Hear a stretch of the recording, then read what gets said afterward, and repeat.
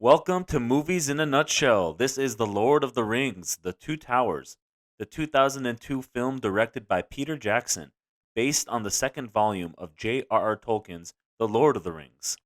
This is the second installment in the Lord of the Rings movie trilogy.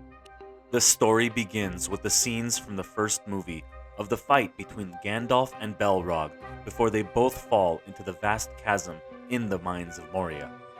Frodo Baggins and Samwise Gamgee are still on their journey to Mount Doom in Mordor to destroy the One Ring. They find themselves lost in the mountain passage of Emyn Muil. They can tell they are being tracked by Gollum, a former owner of the One Ring.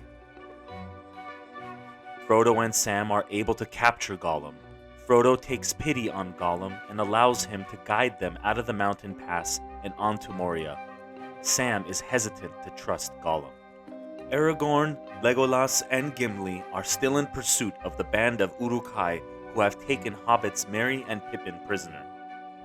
The trio cross the borders into the Kingdom of Rohan, one of the kingdoms of Middle-earth. Aragorn's group encounter the Rohirrim, the horsemen and guards of Rohan. Their leader Éomer explains that his riders ambushed a group of Uruk-hai the night before and no one was left alive. Éomer believes Merry and Pippin were killed during the raid. He leaves the group with 2 horses to help them on their journey. He tells them that the Rohirrim are exiled by Rohan by King Theoden, and they are riding north and leaving the kingdom of Rohan. King Theoden is under the control of Saruman through his spy, Grima Wormtongue. Aragorn discovers that Merry and Pippin are alive, and the ambush allowed them to escape into Fangorn Forest. While searching for the hobbits in Fangorn, they encounter Gandalf, but he has returned as Gandalf the White. He describes his hard-fought battle with Balrog, and his resurrection as Gandalf the White to help save Middle-earth. Gandalf leads the trio to Rohan's capital city of Edoras. Gandalf frees Theoden of Saruman's control, and Theoden transforms back to his former self. Aragorn stops Theoden from executing Wormtongue, who flees the city. After learning of Saruman's plans to destroy Rohan with his Uruk-hai army, Theoden evacuates the citizens of Edoras to the great military fortress of Helm's Deep. Gandalf leaves Edoras to find Éomer and the Rohirrim, hoping they will return and fight for their restored king. Aragorn befriends Theoden's niece Éowyn, who becomes infatuated with him. On the road to Helm's Deep, Theoden's people are attacked by Saruman's orcs riding wargs, a big, wolf-like creature. During the fight, Aragorn falls from a cliff and is presumed dead. He is found by his horse Brago and rides to Helm's Deep, witnessing Saruman's army of 10,000 Uruk-hai marching to the fortress. Meanwhile in Rivendell, Arwen is told by her father Elrond that Aragorn will not return. He reminds her that if she remains in Middle-earth, she will outlive Aragorn for thousands of years, and she is reluctant to leave Middle-earth. Elrond is contacted by Galadriel of Lothlorien, who convinces him that elves should honor their alliance to men, and they dispatch an army of elves to Helm's Deep to help Theoden and his people. Back in Fangorn Forest, Merry and Pippin meet Treebeard, an Ent. Ents are walking, talking trees that look after the forest. Convincing Treebeard that they come in peace, Merry and Pippin are brought before the Ent Council, where the Ents decide not to take part in the coming war on Middle-earth. Disappointed with their decision, Merry and Pippin ask Treebeard to take them in the direction of Isengard, where they witness the deforestation caused by Saruman's war effort.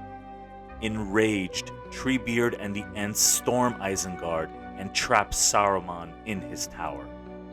Aragorn arrives at Helm's Deep, bringing word that Saruman's army is close, and Theoden must prepare for battle, despite being vastly outnumbered.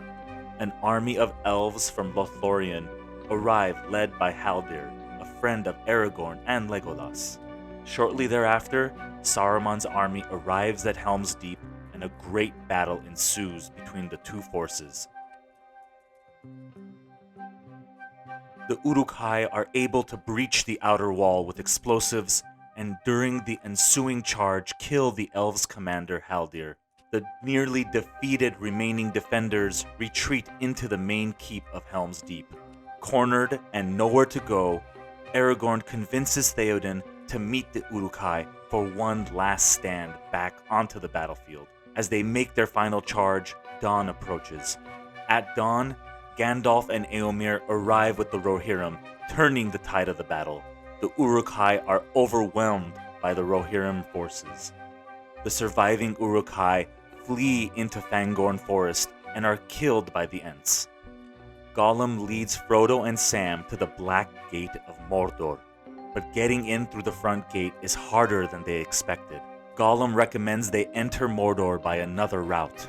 Along the way, Frodo and Sam are captured by Rangers of Ithilien, led by Faramir, brother of the late Boromir of Gondor.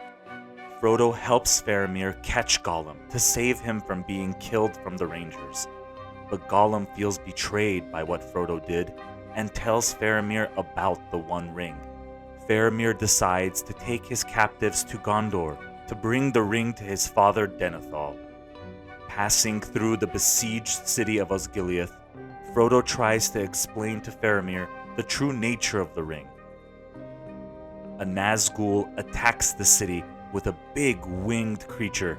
It nearly captures Frodo, but fortunately, Sam saves him in time, and Faramir is able to attack the Nazgul's creature. Sam reminds a disheartened Frodo that although things are getting tough, they are fighting for the good still left in Middle-earth. Impressed by Frodo and Sam's resolve, Faramir decides to release them.